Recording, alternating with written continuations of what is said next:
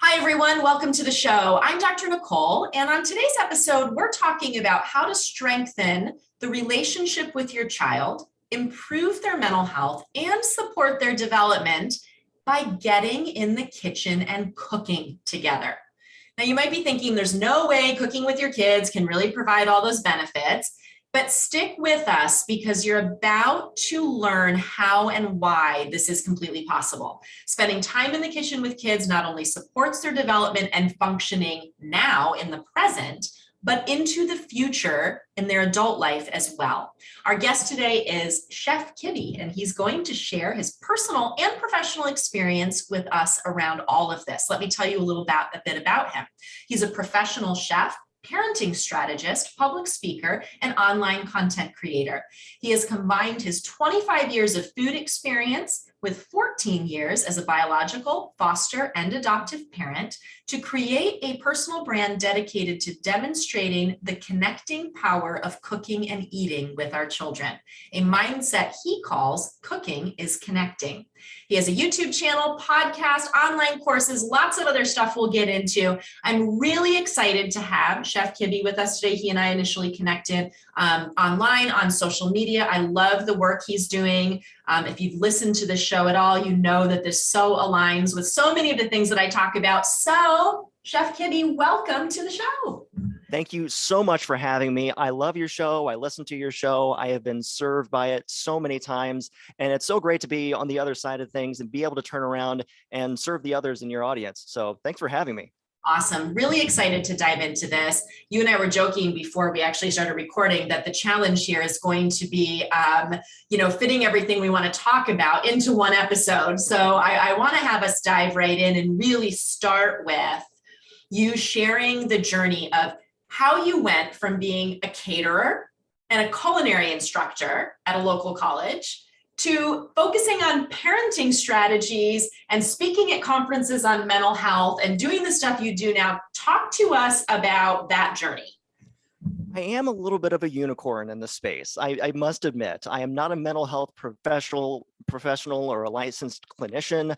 I am a chef. I do have certifications in that. And so what makes me interesting is kind of the journey that I have been through to get me to this point. For those that don't know me, I am a biological foster and adoptive dad. And that is very near and dear to who I am as a person.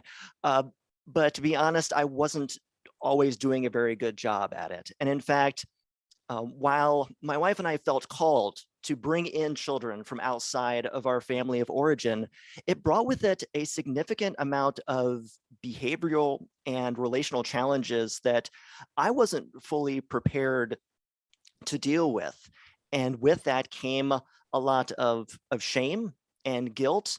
And if I'm being quite honest, a lot of kind of hiding away from these issues and hiding in my profession as a professional caterer, as a culinary instructor. I can kind of escape from some of the butting heads that I was having with my children and literally just pray for my wife. God, please enable her to be able to handle these children because I'm doing everything I know how to do and it's just not working.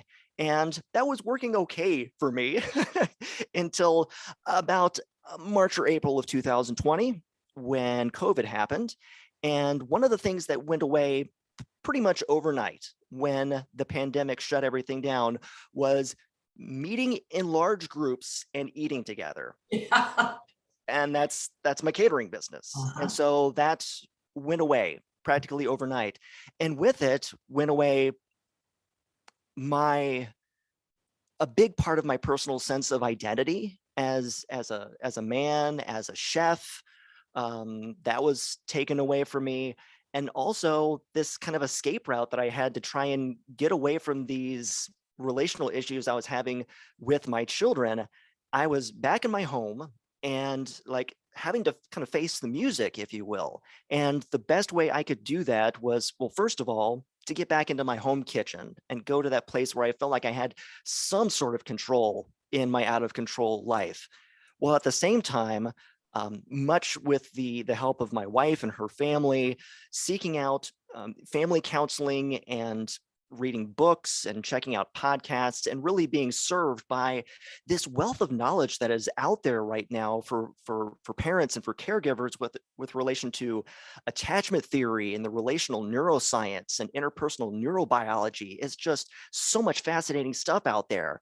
And as these two parts of my life were coming together, kind of the trauma-informed care and getting back into the kitchen, it all just kind of intersected in my life, in my kitchen, in an interaction that I had with one of my children that really opened my eyes to something that I wish I could have seen some other way. But it took the pandemic and this really depressing part of my life to bring me to this point where I fully understood that what my child needed this whole time, and what I needed to understand and see in my child, was that they were hungry.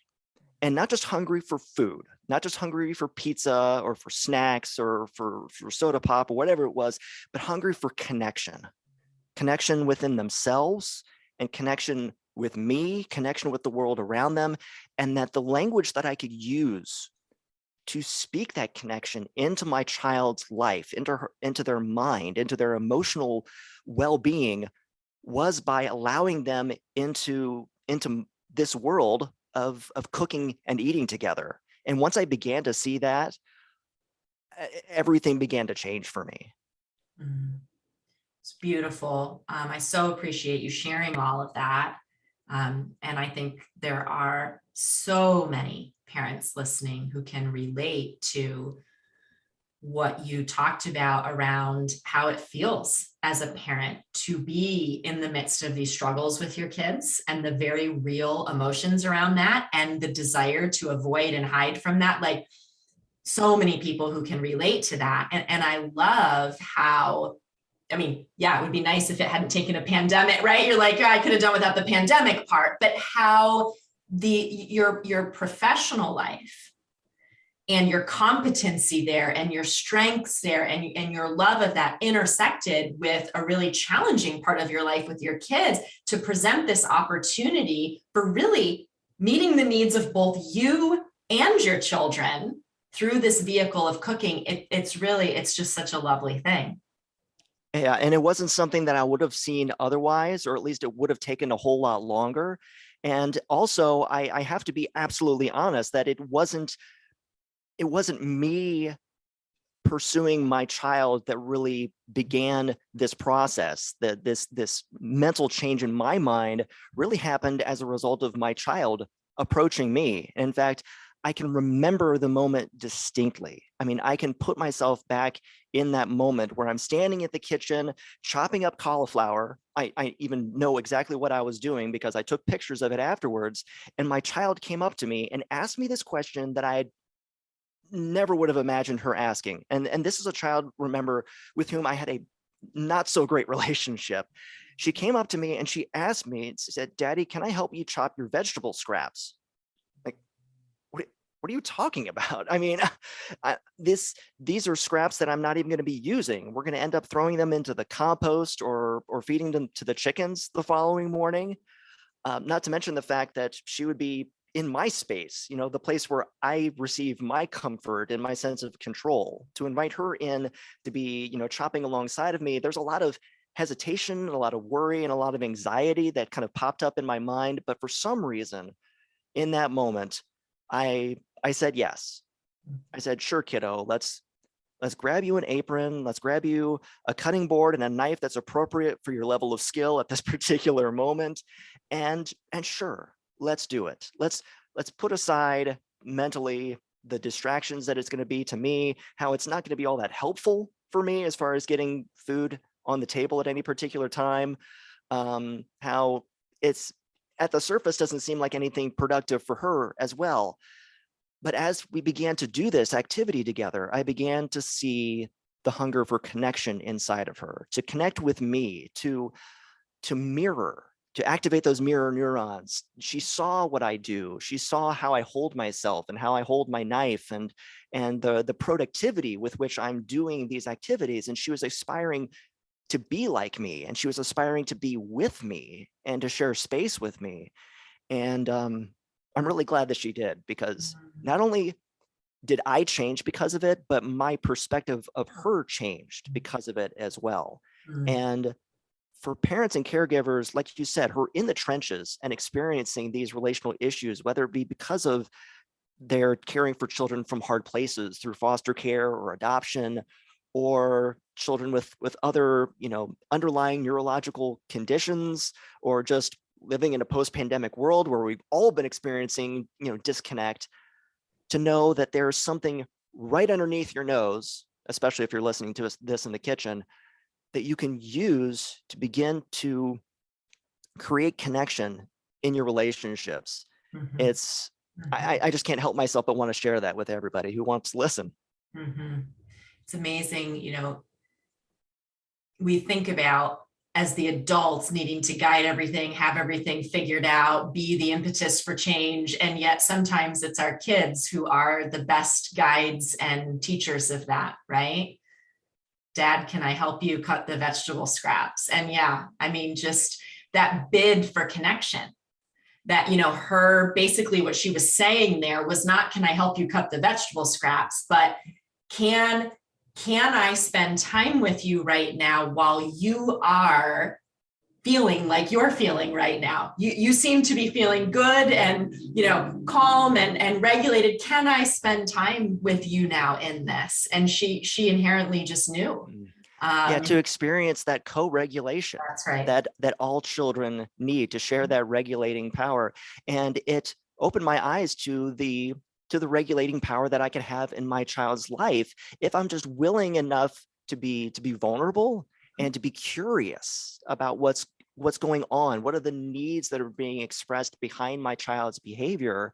And in between, relational difficulties, how do I create a safe space? How do I create a consistent activity where I am communicating to my child, not just in words, but in something incredibly embodied? And I don't think there's anything more embodied in the human experience than food. Yeah. And to give that to a child, the benefits have been in my life and in the lives of families that I've worked with and in the agencies that I've talked to, it goes well beyond the kitchen. That's right. Absolutely. So I'm assuming, you talk about cooking is connecting. And I'm assuming that this is really a big part, this piece of co-regulating, of spending, this shared focused time together on something. Talk a little bit more about that, about how you see cooking as connecting. I very much see myself as a virtual student of the experts in relational neurosciences. I know you share a love for Dr. Daniel Siegel and his work, Tina Payne Bryson, Dr. Kurt Thompson. There's just so much great research out there. And the more I've read about relational neuroscience and attachment theory, the more I see that this inherent trust that I've always seen in food as a professional in the industry for over 25 years, that this sacred trust that the food that I am touching, someone else is going to take and put inside of their body, that I've always seen that there's some connection there. But when we look at it from the standpoint of childhood and attachment, we begin to see that cooking is the first way that we begin from the moment we're born to connect with another human being. It is that one area of our lives that we are completely and totally reliant on someone else to give that to us.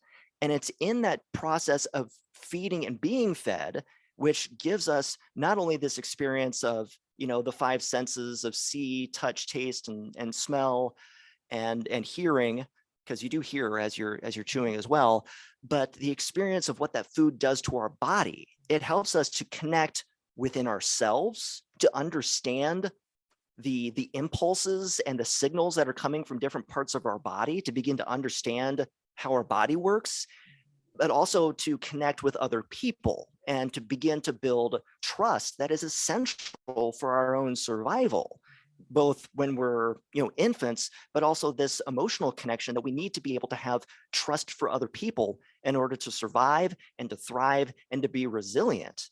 And then to also be connected to our environment around us, to know what's safe and what isn't safe, to know where can I get my needs met, where am I not going to have my needs met.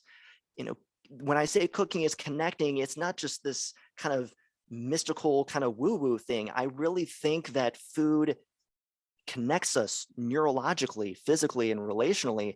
And when we can begin to see this activity with which we can take part on a daily basis, sometimes more, sometimes less, depending on your current lifestyle, we can begin to see that there's something deeper to it, and that there's deeper potential that we can have to it if we begin to take on a different mindset. And that was just as much a challenge to me as it is to anyone who's listening, because as I'd already said, for me, food and cooking was a personal expression of my ability and my self-worth, and the ability to, post a picture on Instagram and to get those likes and comments. It was really good for me. And I had to sacrifice some of that in order to see the bigger picture and the deeper fulfillment and satisfaction that I could have by sharing these activities with my children, to see the connecting power that can take place, and to experience, like I said, a deeper sense of fulfillment for me in and around food and cooking.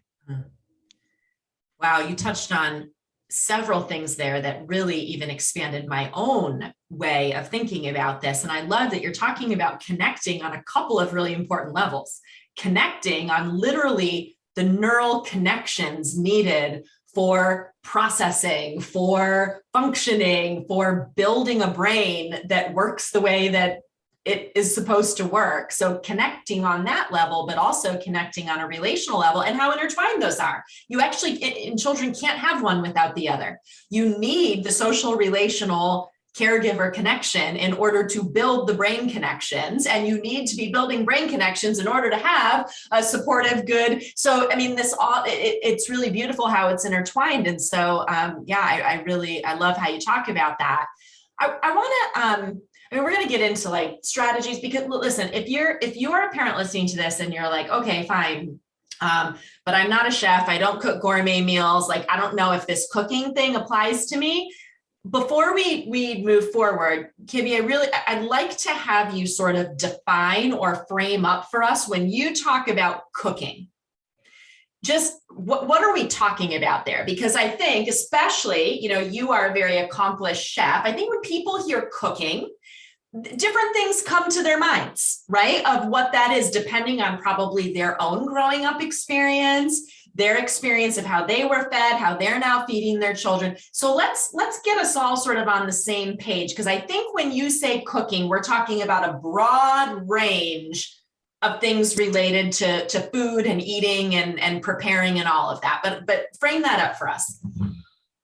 Absolutely. That's a terrific question, and that's one of the reasons why up until this point, I have not written a cookbook, and I don't focus a lot of time on recipes, because a recipe is going to hit me differently than it's going to hit you, than it's going to hit the next person on the street. And it's really about the mindset shift, taking whatever it is that you're already comfortable with the kitchen currently, right now, as it stands. It doesn't have to be much. It can be as little as, I'll tell you what, this is hilarious. One of the first things I tell my clients and the people that I'm working with is to forget how to tie your apron. Do you know how to tie an apron? Yeah. Forget it. That's right. Forget how to tie your apron. That way, the next time you have to go into the kitchen, you put that apron over your head and say to your kiddo, oops, I forgot how to do this. Could you tie this for me?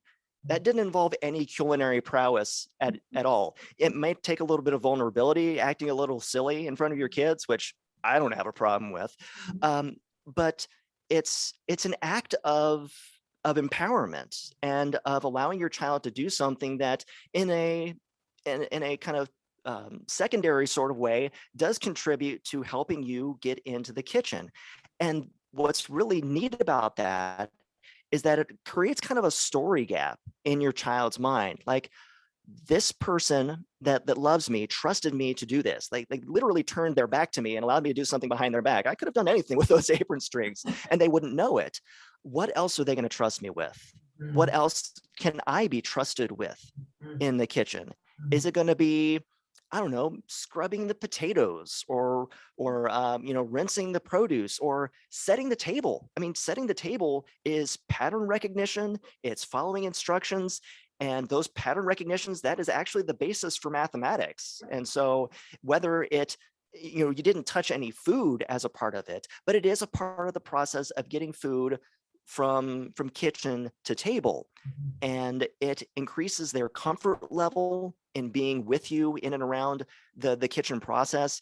And it increases your ability to trust them in the kitchen. And so sometimes we have to find those easy wins, those low-hanging fruit, to get both of us to the point where we're willing and able to get to those next branches of the tree. It's going to be different for everybody. And that's what's so fun for me to do this, is to first of all be able to share kind of relational aspect of it, and the cooking is connecting mindset, but then to turn around and say, well, if you don't know how to handle this properly, well, you can take my knife skills course and I could easily help you with that. Right. I know, I think this is so important, because what you're helping expand people's minds to is all of the different things that happen in the kitchen and around food prep. Those are all opportunities. It's not necessarily the what you might think of as cooking skills. Like some parents might say, well, my child really has perceptual motor difficulties. It's not safe for them to be, using the oven or being around boiling water. Or somebody, might say, well, I can't, my child's too dysregulated. I can't trust them with a knife. But what you're helping us to understand is that anything and everything related to this realm of getting food in the house, making food, putting food on the table, anything in that realm can be a vehicle and an opportunity for this type of connection.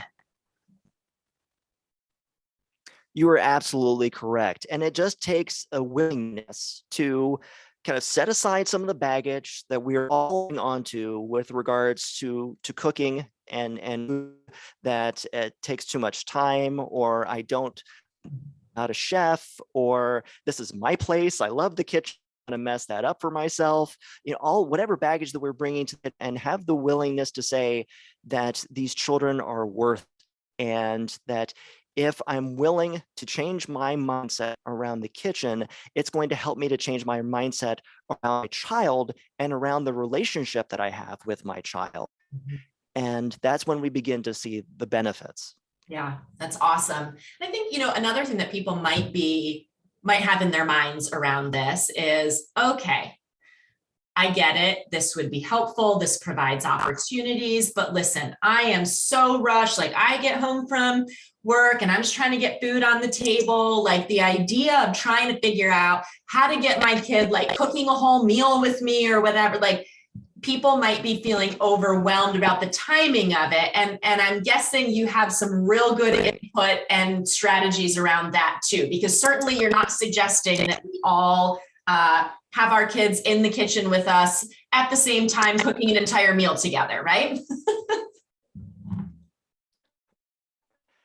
Well, different strategies work for different folks. I mean, for me, I'm already in the kitchen on a pretty regular basis. And if it's not me, it's either my wife or mother-in-law. There's always somebody in the kitchen cooking in our house. And so there are ample ways, and that's going to be different for anyone else that is listening right now. And I'm not necessarily saying that you have to make drastic changes in your lifestyle in order to begin to see the benefits, the results that can come out relationally. So not that the pandemic was necessarily a good thing in and of itself, as we had already talked about. One of the things that it has shown to a lot of families is just how flexible we can be, if need be, if we see that there is something for our lives. And I'm not a mental health professional. I'm not your child's a pediatrician or a doctor, so I can't say specifically how much of this activity they need in order to get the results that you need. But again, we just need to have some compassion for ourselves and a willingness to make some small minor changes in the way we go about doing this, if it means having a better relationship with our kids. And that's going to be different for everybody, whether it's cooking more often, or inviting them into the meal planning process, or just continuing to do what you're already doing, but just making little tweaks to it. Mhm. Yeah, and I think that's such an important point. I really like that you highlighted that we have the capability to be more flexible and to manage more of these things than we often give ourselves credit for, or even want to acknowledge that we have, right? Like when I talk with families about that, even around changing things with how they're feeding their family, and even shifting from things like, takeout and fast food or microwavable meals every night, to even having a couple times a week where they're doing some amount of cooking in the home. The reality is that most parents, when it comes down to it, they go, yeah, I actually can do that. It's just, it's hard. It's hard to think about making those changes. As parents, we're tired too, but to your point, when we understand that actually it's not just about getting food on the table, that there is an efficiency here around doing something that we have to do anyway, because we have to feed ourselves and our kids, but also using that as a vehicle for supporting and improving things for our kids, when we can look at it through that lens of, wow, look, I can actually get a lot more done through this one activity. I think that provides more motivation. I love the way you're phrasing that. There is an efficiency to it, because there are so many things in therapy where, yes, there's a lot of great therapies out there that are very good, but also involve a large investment of time and financial resources and driving to places, whereas this is something that's literally right there in your house and you can do it well, again, as long as we're leaving some of that baggage behind us and having a more connected mindset around these activities and around the interactions that can and will happen as a result of this. And for those people that feel like they don't know enough or not experienced enough in the kitchen, another potential benefit that I think your listeners should consider is that another kind of level of connection that you can have with your child is to learn something new alongside of them. Yeah. And so if you are learning how to cook something new together with them, it changes the dynamic. It changes the dynamic from being kind of master apprentice, parent child, to really working shoulder to shoulder and doing things together as a team. And you want to talk about connection. I mean, that really levels things up. And then finally, to sit down at the table and to sit across from each other at the table and see the food that you and your child have made together, and for your child to see how your body and your facial expressions are reacting to this, this pleasant and pleasurable experience of giving our bodies the nutrients that we need and enjoying the food. There's nothing like it for your child. So powerful. And what you just said about learning something new together. Wow. I want to spotlight that and just spend a moment there, because there is such power in that. I think for all kids, that leveling of that playing field, I'm willing to be vulnerable and bring myself to this situation as the adult, not in the role of knowing everything, to say, we're going to figure this out together. We're both starting from sort of this novice level with this. I think there's tremendous power in that. And especially if you're listening and you have a preteen or a teen, that is a great way to connect to them, because they bristle and often resist, from just because of that normal phase of development of sort of, oh, you're my parent, you think you know everything, whatever. So coming together to do something new and learn something new together, I think is great for kids in that phase of development.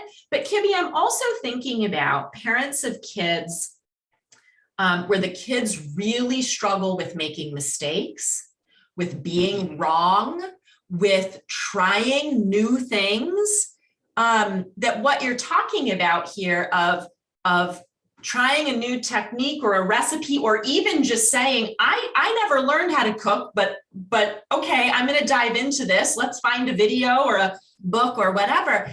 That can be such an important entry point for kids who may tend to be really resistive around participating in things because of rigid black and white thinking, fear of mistakes, fear of imperfection, fear of trying something new. That could be a really powerful entry point for them. How often do we get, as parents and caregivers, to mess up in front of our children? Not only to model for them proper emotional anxiety, how to deal with ourselves when we could potentially flip our own lids and deal with frustration. How often do we get to model that for them? Or sometimes I don't model it very well. Let's just be quite honest. But to give our children an opportunity to empathize with us, to say, my mommy, my daddy, my caregiver, they go through some of the same stuff that I do, and I get to turn around and play the role of it's going to be okay. I mean, that is so powerful. Yeah, so powerful. You're really this is just uncovering, even for me, like a lot of extensions and ways of thinking about it. I mean, I've always believed that cooking was both a powerful and a practical way for parents to work on things with their kids, to build connection, all that. But really, this is even expanding my my way of thinking about that. There's so many pieces to this that are so great.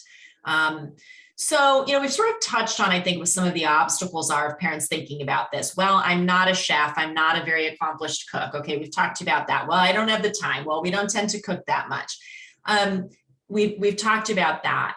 And now I think we're touching on this other big obstacle, which is parents who say, this won't work in my home because my kids are resistive to things, or my kids don't want to do anything, or they won't do anything with me, or if I tell them to do something, they won't do it. So this is just going to become one more major power struggle if I try to get them to do this with me. I'm guessing that you have some personal experience around that, maybe with children in your own home. What do you say to that, to parents who go, yeah, you don't understand, like, this won't work for me because my kids won't do anything that I want them to do? I totally feel you. I mean, again, going back to those teenagers, they can be a hard nut to crack. But one of the things that have been so helpful for me as a part of this mindset is coming at it with curiosity. One of the biggest benefits that I have had in my parenting journey is learning to be curious about my children, and not just reactionary, but to be curious about what's going on in their minds and in their hearts and in their autonomic nervous systems when they're dealing with things, and just in general to be curious about what makes them tick. What are their interests? What are their curiosities? What do they want to learn? What do they want to try? Because one of the great things about food and cooking is that it involves practically everything. I mean, it's not just learning how to handle a knife. We already touched on math. It's science, it's chemistry, it's physics, it's creative art, it's visual art, it's culture, it's history, it's language. If your child is into, the Marvel Cinematic Universe, there are cookbooks that are based on different movies. I mean, it's crazy. There's so many different ways that we can look at our children and be actively curious and interested in knowing them, and make sure that they know that we know them, that there are so many different ways that we can incorporate that and use that as a tool to hopefully invite them into this process. It's not something that we're going to be able to force on them. And that's part of the compassion that we want to have on our children. And one of the empowerment things we can utilize in this process is, giving them choices, giving them a voice, and letting them have a say in how this process works, obviously within a certain framework with which you are comfortable. But again, you may have to go outside of your comfort zone just a little bit in order to make this happen. But if you're willing to, I'm telling you, I haven't talked to anybody who has not given this concept a try and said, wow, I really wish I hadn't done that. Because even when we fail, even when a meal doesn't go well, we're still doing it together, and there's still that shared experience and that connection that you and your child can look back on and say, we got through that.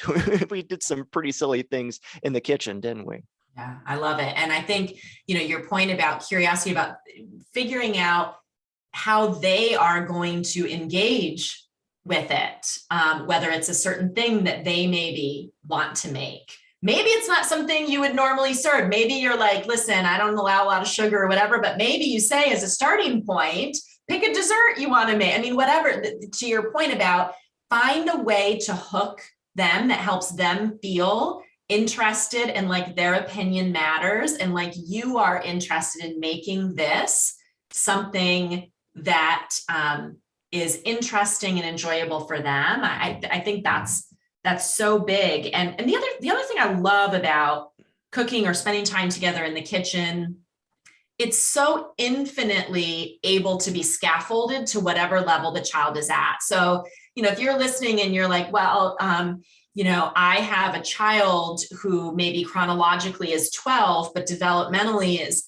2, they're not going to be able to make a recipe. Well, even kids at a toddler developmental level can help with stirring, can help with pouring, can help with carrying things, can watch and learn from that. And if you have a child who is, reading and really engaged and can follow instructions, then sure, pull out the full recipe. But there's an infinite number of ways to scaffold this process to start with where your child is at, both from a skills perspective as well as a willingness perspective, and then to grow from there. And I think that's really the key, isn't it, Kibby, to like hone in on each kid, like where are they at with their willingness, their skill level, their interest, and start where you need to start for them and then just grow it from there.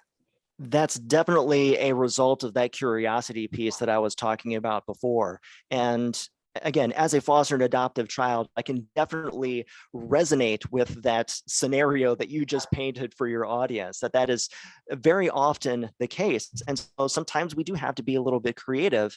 And, one of the ways that we can be creative can be through just inviting your child to be in the kitchen with you, again, to begin to build that neurological framework of this is a place where I am allowed to be. This is a place where I want to be in order to see new things and to experience new things. Maybe, taste something of what mommy or daddy is making throughout the process.